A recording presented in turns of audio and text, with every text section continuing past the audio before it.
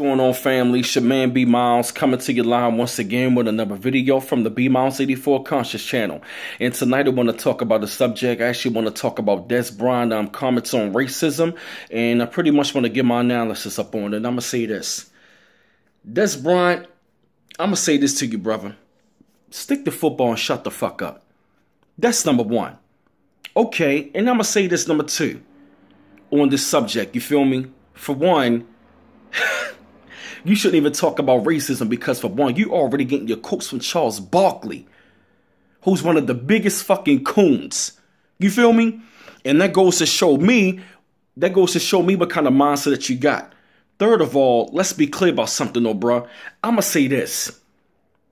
You got a little bit of truth up in there, but at the same time, a lot of the shit that you saying, bro, you coming from a total different fucking place, bro. And like I said, you right and wrong at the same goddamn time. For one, now I'm going to say this though, right? You must not have really, you know what I'm saying, like go through any type of like systemic racism. And I'm going to say this though, right? The black community, we do understand that racism is real, and at the same time, it does exist. You understand where I'm coming from? And I'm actually going to say this about like black people, you know what I'm saying, we got to do better. Okay, you absolutely right. I totally agree with you on that one. We do have to do better. You know what I'm saying? We do have to climb ourselves up out of the hole. You feel me? But see, that's actually, then of course I'm going to say that quote is actually coming from a place where you learning that from a coon-ass motherfucker named Charles Barkley. So that's part of the reason why you need to shut the fuck up.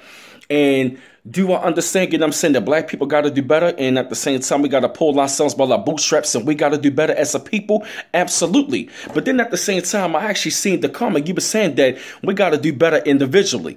Now, mind you, we already do things better individually.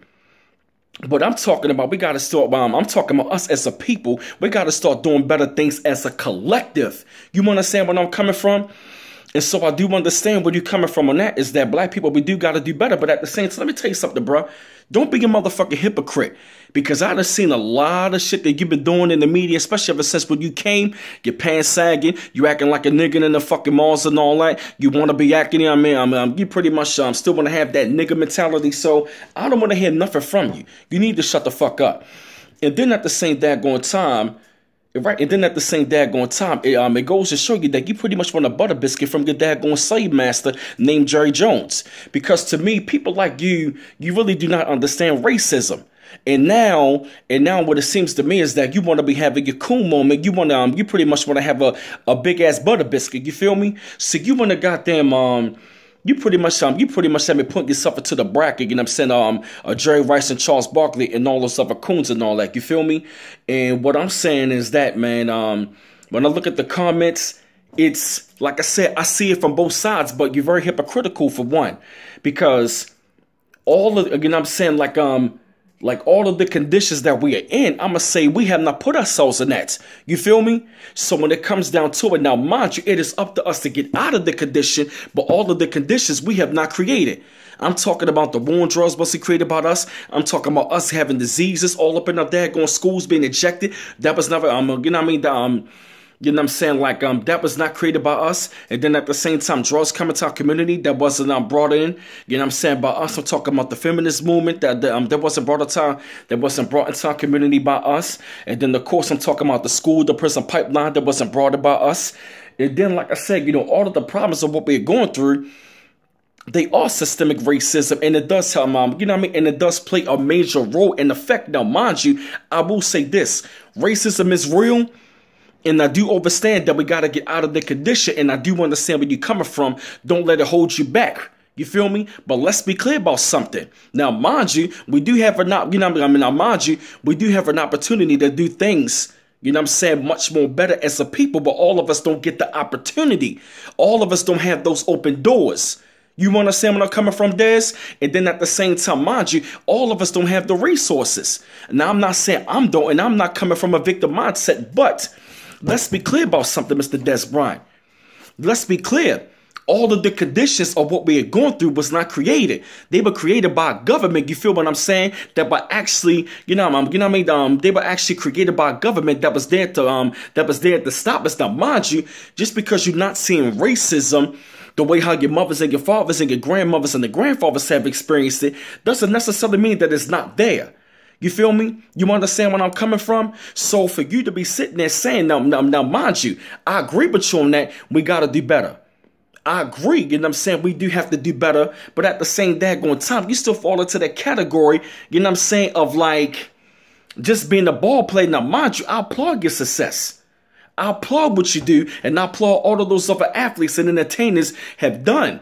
But mind you, let's be clear, all of us don't have the same open doors. All of us don't have the same opportunities.